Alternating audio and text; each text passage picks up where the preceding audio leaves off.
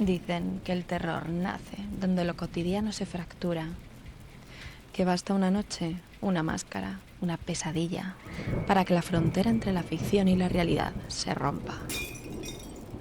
En 1980 el público conoció por primera vez el eco de Crystal Lake. Un campamento, una venganza y un chico ahogado que regresaba desde el fondo del lago. Jason Voorhees, el vengador sin voz, la fuerza que no siente, que no piensa, que solo avanza. Su máscara de hockey, que no aparecería hasta la tercera entrega en el 82, se convirtió en un tótem, un recordatorio de que la violencia puede esconderse detrás de cualquier rostro. 4 años después, en 1984, el horror cambió de forma. Wes Craven presentó a Freddy Krueger, el asesino que no necesitaba puertas ni cuchillos reales, el que cazaba dentro de los sueños donde nadie podía escapar. Su guante de cuchillas y su suéter a rayas fueron diseñados para incomodar al ojo humano, colores imposibles de mirar sin sentir repulsión. Freddy era el miedo íntimo, el que nace en la mente cuando creemos estar a salvo. Jason encarnaba el cuerpo, Freddy la mente, y durante más de 2 décadas ambos gobernaron el imaginario del terror hasta encontrarse frente a frente en 2003 en Freddy contra Jason, el choque definitivo entre el sueño y la materia, entre la venganza y la pesadilla. Pero hay quien dejó de verlos como ficción, quien creyó que tras la máscara o las cuchillas había una forma de poder. Y cuando el cine terminó, decidió continuar la película fuera de la pantalla. Porque en octubre de 1988, en un pequeño pueblo de Massachusetts, alguien quiso ser Jason y el horror dejó de ser una historia ficticia.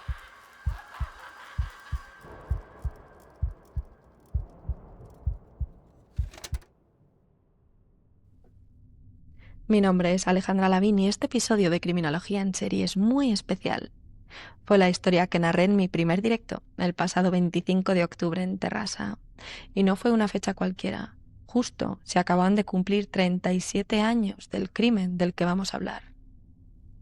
El caso trata de la frontera entre la ficción y la realidad, de cómo una obsesión puede transformarse en algo más oscuro y de cómo el cine de terror puede convertirse, para algunas mentes, en un espejo peligroso. Así que si me acompañasteis aquella noche, gracias y bienvenidos de nuevo. Y si no, esta es la historia de Mark Branch, el asesino del Viernes 13.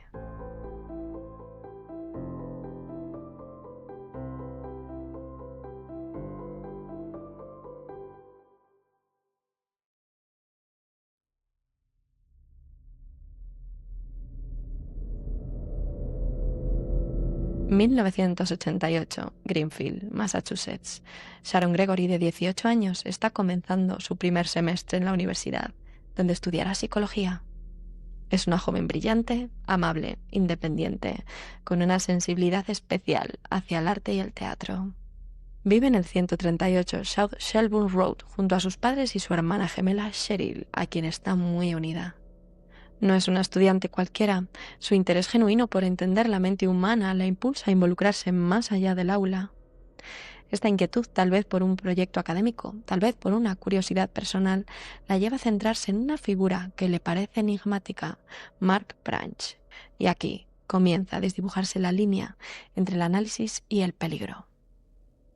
Las hermanas Gregory no tienen una amistad estrecha con Mark Branch, pero sí una relación ocasional. Las fuentes coinciden en que no son mejores amigos ni nada por el estilo, sino simplemente conocidos. Viven en la misma ciudad, coinciden en algunos lugares y comparten ciertos círculos sociales. Es normal que sus caminos se crucen.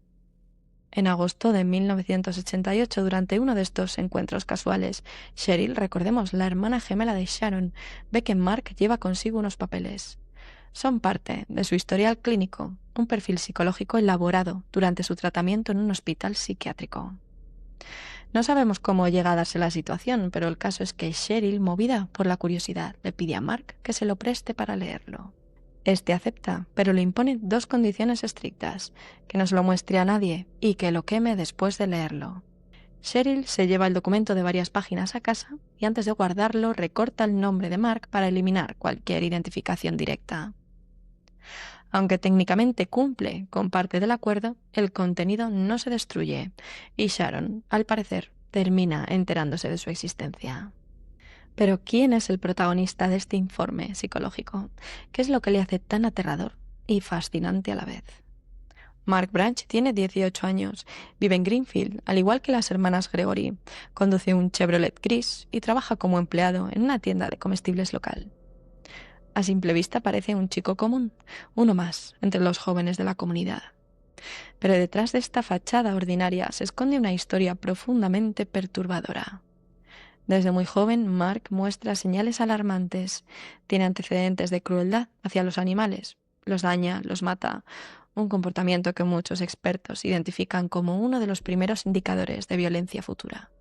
Desde la adolescencia, su comportamiento provoca miedo y repulsión entre quienes lo rodean. En la escuela se gana una reputación sombría. Envía notas obscenas y amenazantes a sus compañeras, describiendo con detalle cómo las mataría. Notas que obviamente muchas califican simplemente de espeluznantes. Pero su agresividad no se queda en el papel.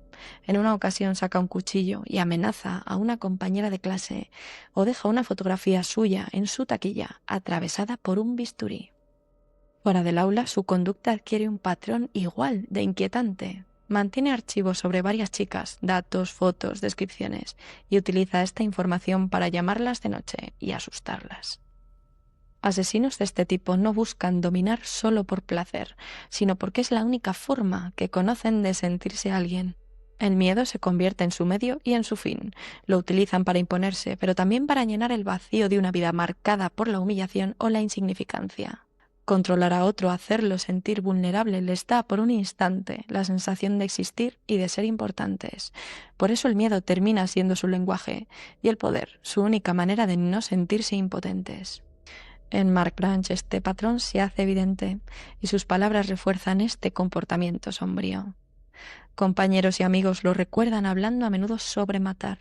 Frases como «me pregunto qué se sentirá matando a alguien» o «realmente me gustaría hacerlo algún día» no suenan a broma. Un buen amigo suyo, de quien hablaremos más adelante, lo resume de la siguiente forma: «Ha estado planeando matar a alguien desde que era niño». Al mismo tiempo, Mark se siente atacado por su entorno. Dice que lo molestan, que lo tratan como basura.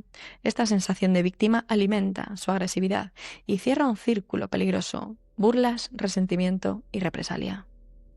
Pero mientras nuestro protagonista se encierra cada vez más en este ciclo de rabia y aislamiento, sus padres no se quedan de brazos cruzados.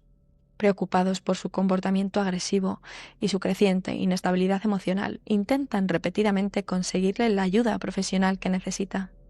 A lo largo de su adolescencia, Mark pasa por distintos programas, escuelas y hospitales especializados en salud mental. Durante todos estos años, los médicos intentan contener sus crisis emocionales y sus conductas impulsivas. Sin embargo, los avances son mínimos. En uno de estos momentos de mayor desesperación, Mark llega incluso a intentar quitarse la vida. Y aunque hay registros médicos y hospitalarios que prueban su paso por múltiples centros, nunca se confirma oficialmente si Mark recibe un diagnóstico claro de enfermedad mental. Sus padres se niegan a divulgar los detalles, protegiendo con firmeza su privacidad y evitando que esos archivos lleguen a la prensa o al dominio público. Cierto es que la psicopatía o los trastornos de personalidad no se diagnostican formalmente antes de los 18, ya que la personalidad todavía se encuentra en formación y puede modificarse con el tiempo o la intervención adecuada.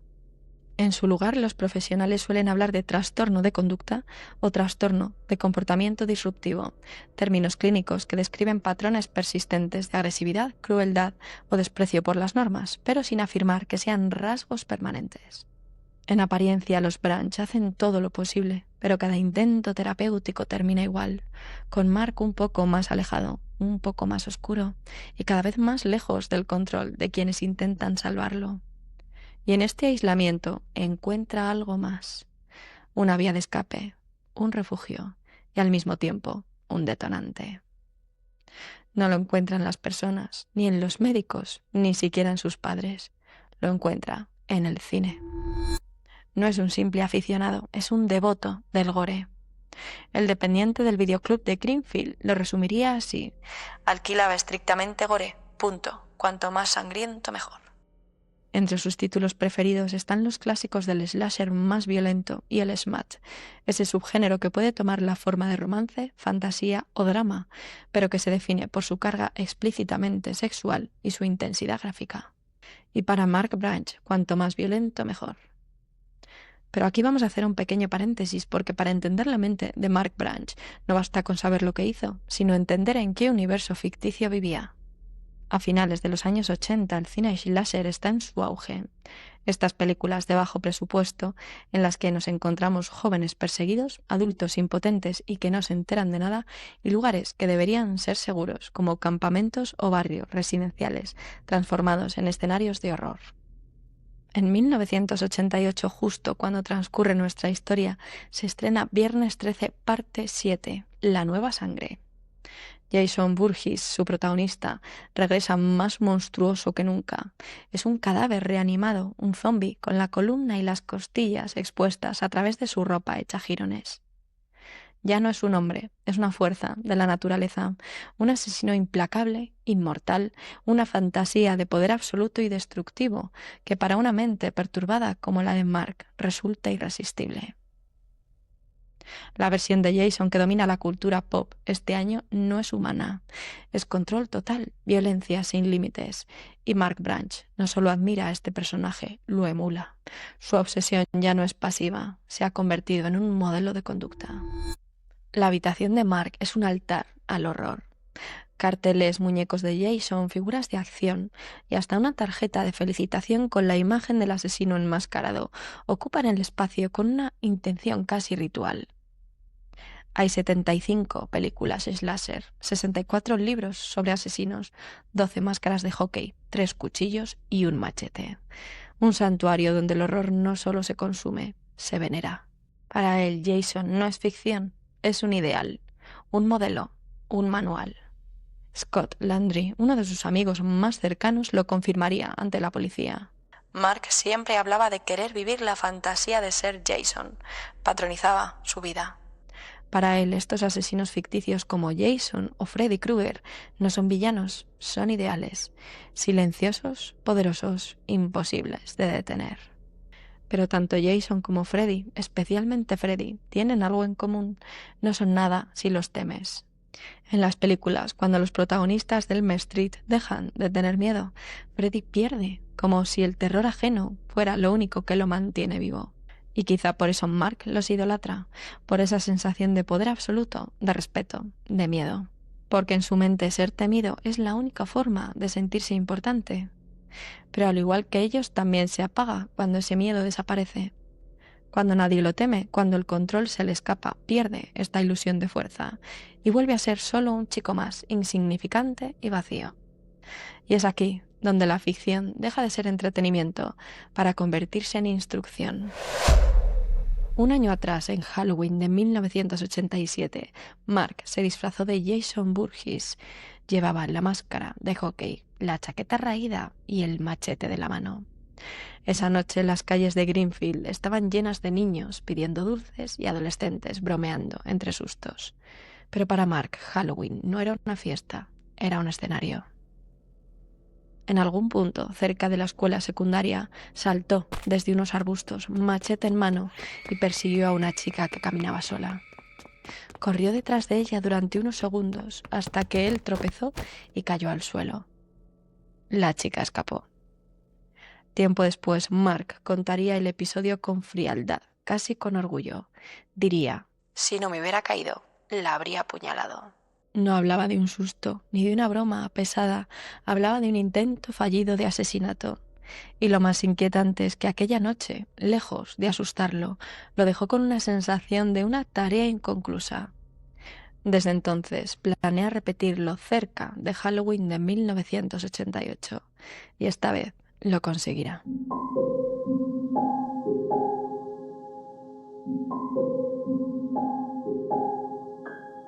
24 de octubre de 1988. A una semana de Halloween es un día cualquiera en el vecindario de Greenfield, pero Mark Branch decide que quiere dejar de vivir entre pantallas, máscaras y fantasías. La casa de los Gregory guarda su silencio habitual. Los padres ya se han marchado a trabajar. Cheryl se ha ido sobre las 9 menos cuarto, dejando a su hermana gemela en la ducha. Pocos minutos después, hacia las 10:05, Sharon llama por teléfono a su amigo Scott Landry. Lo que ella no sabe es que mientras habla, otro oído escucha. Mark Branch se encuentra al lado de Scott y cuando cuelga, este le informa de que Sharon está sola en casa. Y en ese momento, en su mente, todo cobra sentido. Mark le dice a su amigo que necesita pasar por su puesto de trabajo para recoger un cheque, pero es solo una excusa. Scott lo deja en su casa alrededor de las 11:30 de la mañana, sin saber que estaba dejando a un asesino a punto de actuar. Mark baja del coche, entra en su casa, se calza unas botas negras, se pone una chaqueta vaquera, unos jeans y como remate final se dice que coge una de sus máscaras de hockey.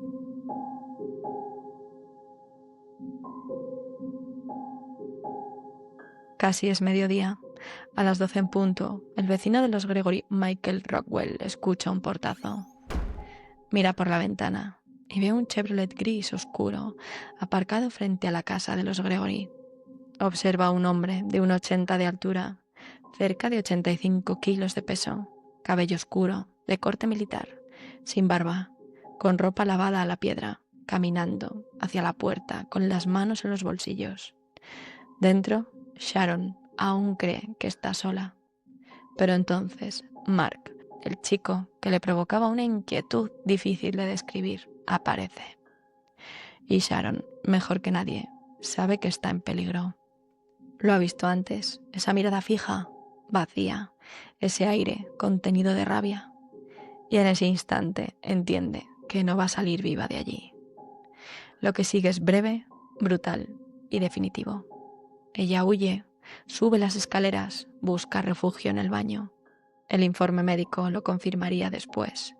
2 docenas de puñaladas en la cabeza, la espalda, el cuello y el pecho, infligidas con un cuchillo de entre 10 y 12 centímetros de largo y un ancho de unos 3 centímetros. La garganta cortada, la bañera convertida en un escenario de horror, como si las películas que tanto admira Mark hubieran traspasado la pantalla.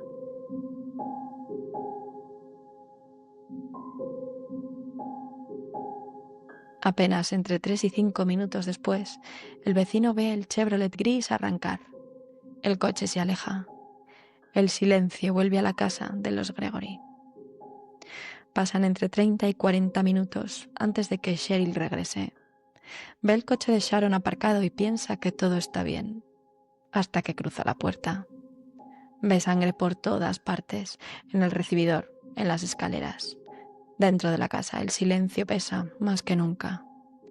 Sigue el rastro hasta el baño y allí la encuentra.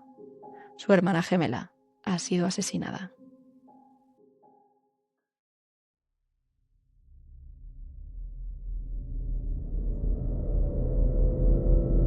La policía llega pocos minutos después y a pesar del shock, Cheryl da un paso crucial. Menciona a un joven llamado Mark. Les cuenta a los investigadores que Sharon se había sentido incómoda con él, que la observaba de forma inquietante. Aunque no conoce su apellido, sabe dónde vive y les da su dirección.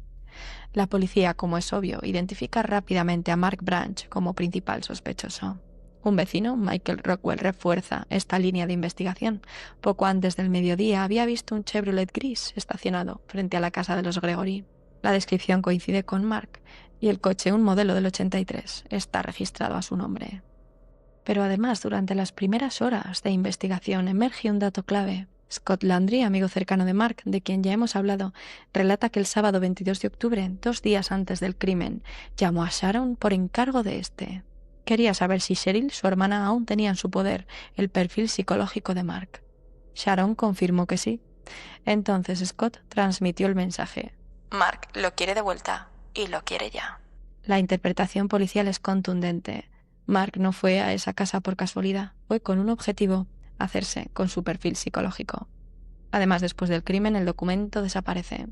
A pesar del registro minucioso en la casa de los Gregory, nunca vuelve a encontrarse, al igual que el arma homicida. Lo que sí se encuentran son 2 fotos de Mark Branch escondidas bajo una caja en el escritorio de Sharon. La escena del crimen habla por sí sola. Sangre en el baño, en las escaleras, en el vestíbulo. Una huella de zapato impresa en la sangre del suelo. Se concluye que el asesino no pudo marcharse limpio. La ropa tenía que estar completamente empapada. Y sin embargo, Mark Branch ya no está. Ha desaparecido sin dejar rastro. Pero no por mucho tiempo. Pronto surgirá una nueva pista. Al día siguiente del crimen, las autoridades reciben una llamada. Un vecino había visto un Chevrolet del 83 el día anterior, entre las 12 menos cuarto y las 2 menos cuarto de la tarde. Asegura que el vehículo no estaba allí cuando salió de su casa en torno a las 12, pero sí al regresar. Esto sitúa el abandono del coche muy poco tiempo después del asesinato, a unos 20 kilómetros de Greenfield, en Buckland. Cuando la policía inspecciona el vehículo, encuentra lo que espera y lo que teme. Sangre. En los pedales, el volante, la palanca de cambios, el salpicadero y la alfombra del lado del conductor. El resultado de las muestras no deja espacio a dudas. La sangre encontrada en el coche pertenece a Sharon Gregory. Esta conexión forense directa entre la víctima y Mark Branch refuerza lo que ya parecía claro. El hallazgo, junto con el testimonio del vecino, de los conocidos de Mark, desata una persecución masiva y sella el destino de la investigación, que terminaría centrada en un único sospechoso. Y al mismo tiempo alimenta la urgencia de una cacería que en ese momento apenas comienza. A su vez, la histeria colectiva se apodera del pueblo, con un asesino suelto y la incertidumbre extendiéndose como un eco de la ficción. Las autoridades emiten advertencias para que los vecinos mantengan las ventanas y puertas cerradas. Las llamadas se multiplican como suele ocurrir en estos casos. Decenas de personas aseguran haber visto a Mark Branch. Algunos lo ubican en las afueras de Greenfield, otros en puntos dispersos de Nueva Inglaterra, Albany, New Hampshire, pero ninguna pista se confirma. La cercanía del crimen con Halloween no ayuda. Se dice que Mark se inspiraba en Jason Voorhees, el asesino de la saga Viernes 13, y el pueblo reacciona como si estuviera precisamente dentro de una de esas películas. Se cancela el desfile tradicional, se suspenden los eventos del centro. Por insistencia de los padres, el truco o trato se traslada a plena luz del día. Las luces de los porches se apagan al anochecer y la oscuridad se vuelve norma. Un cine incluso decide cancelar la proyección de Halloween 4, el regreso de Michael Myers, por miedo a que pueda inspirar nuevos actos violentos. El miedo colectivo es tan traumático que Greenfield contrata a trabajadores sociales y psicólogos clínicos a tiempo completo para ayudar a los vecinos a lidiar con la ansiedad y la pérdida. La población vive con la sensación de que la frontera entre la ficción y la realidad se ha desdibujado por completo. A medida que pasan los días sin rastro de Mark, la presión sobre las autoridades de Greenfield se vuelve insoportable. La ciudad entera vive en un estado de pánico. Las patrullas no dan con el asesino y el caso se convierte en una herida abierta que no deja de supurar miedo. En este contexto y movidos por la desesperación, los investigadores vuelven a peinar la zona de Buckland, cerca de donde había aparecido el coche. Allí comienzan a buscar donde no habían mirado antes y dan con una construcción abandonada, un antiguo matadero. Dentro el aire está viciado por el óxido y el polvo, y por algo más.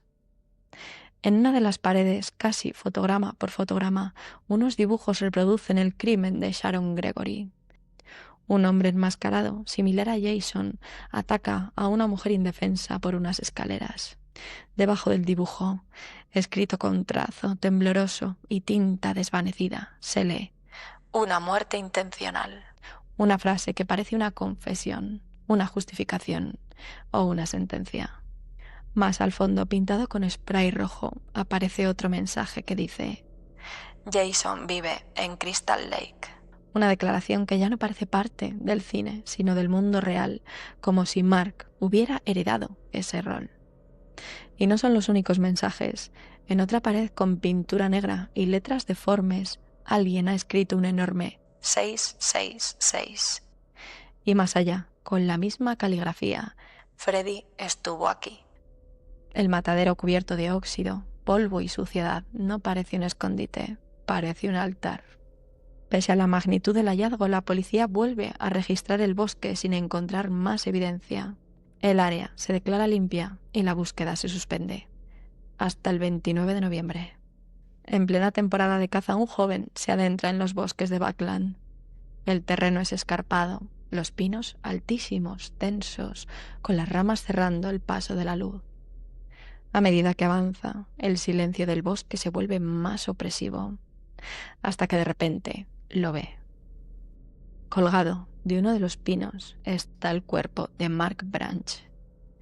Se ha ahorcado con su propio cinturón, reforzado con los cordones de sus botas, y se encuentra a tan solo 1,5 kilómetros de su coche. El médico forense determina que la muerte por suicidio había ocurrido poco después del asesinato de Sharon Gregory, el mismo 24 de octubre. Pero incluso con la investigación cerrada, Greenfield no encuentra paz. El miedo y los rumores llenan el vacío que dejó el asesino. Algunos vecinos susurran que Mark no se suicidó, que alguien le aplicó una justicia vigilante, palabras textuales, en nombre de Sharon. Otros aseguran que una turba de vecinos, harta de las prohibiciones y del miedo, lo colgó en el bosque. La ciudad había estado dominada por el terror. Ese Halloween se cancelaron todas las celebraciones, las calles quedaron vacías, las luces apagadas, las máscaras guardadas. El horror que había comenzado como una obsesión cinematográfica se había vuelto real y cobró a todos un precio.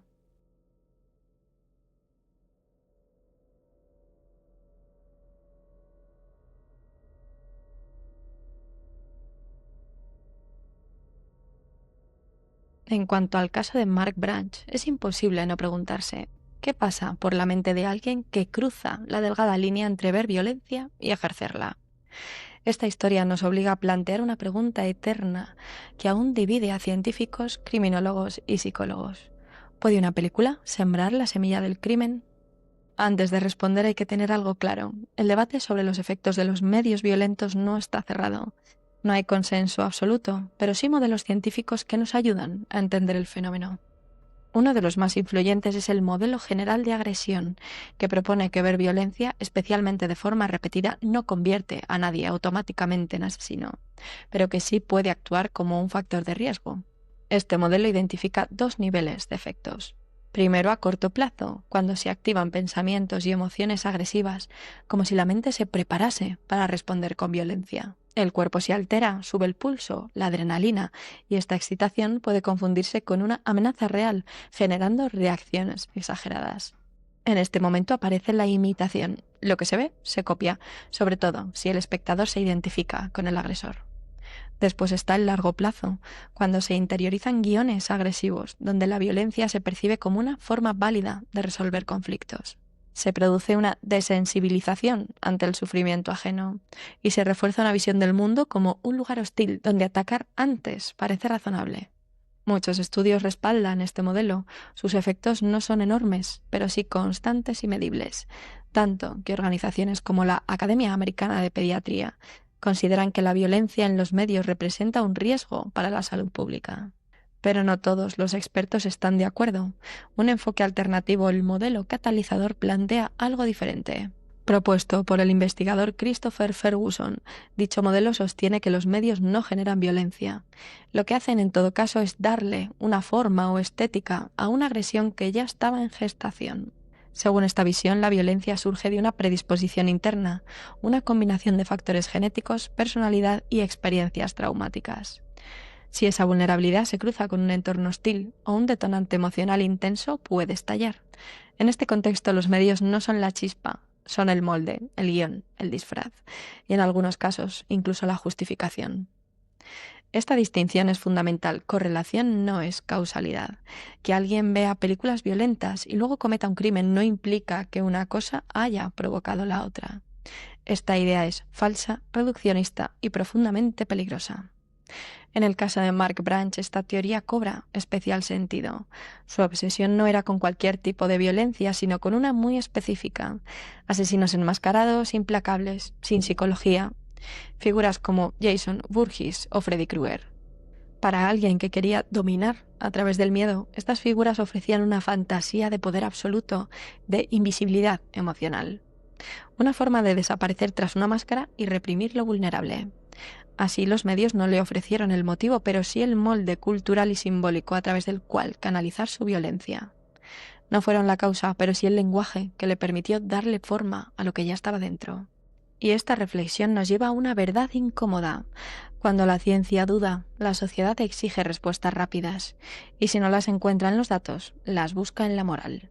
Ocurrió con el pánico satánico, con el crimen del rol en España, y en los años 80 el cine de terror se convirtió en el chivo expiatorio perfecto. Como explicó el sociólogo Stanley Cohen con su pánico moral, cuando una sociedad entra en pánico, necesita encontrar a sus demonios. Y la figura de Mark Branch, con su aislamiento social y su obsesión con el cine gore, encajaba perfectamente en ese rol. La reacción mediática fue inmediata y simplista. Se ignoró el verdadero trasfondo del crimen en favor de una narrativa más vendible, la del imitador de películas. La máscara de hockey y el machete, todo fue amplificado simbólicamente. El crimen se convirtió en un relato que parecía salido del cine y el público, ansioso por comprender, lo aceptó sin cuestionarlo. Un crimen complejo reducido a una moraleja fácil. Las películas crean asesinos. La literatura científica señala que personas con psicopatías o trastornos de personalidad graves pueden recurrir a contenidos violentos como válvula de escape o forma de validación. No porque esos medios los transformen, sino porque resuenan con lo que ya existe dentro de ellos. El caso de Mark Branch no puede entenderse desde una explicación única. Fue una tormenta perfecta de factores. Una mente perturbada, con señales de patología ignoradas, un desencadenante emocional concreto, su sensación de sentirse menospreciado por la gente y en concreto por las hermanas Gregory, un modelo cultural al alcance, la narrativa del asesino enmascarado y un clima social predispuesto a culpar a la ficción. Lo que ocurrió en Greenfield no surgió de una cinta VHS, sino de una mente fracturada que encontró en las películas un espejo, un manual y una máscara. Este caso no condena al cine de terror, nos obliga a mirar más allá de los titulares, a no confundir síntomas con causas y a entender que lo verdaderamente peligroso no es la ficción, sino nuestra urgencia por convertir lo complejo en simple y lo humano en monstruoso.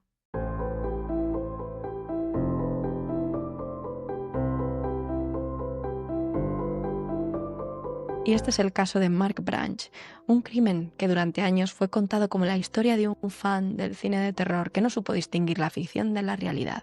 Pero al mirar más de cerca lo que encontramos no es un monstruo creado por las películas, sino a un joven que cometió un acto atroz, impulsado no por la ficción, sino por una mente profundamente perturbada.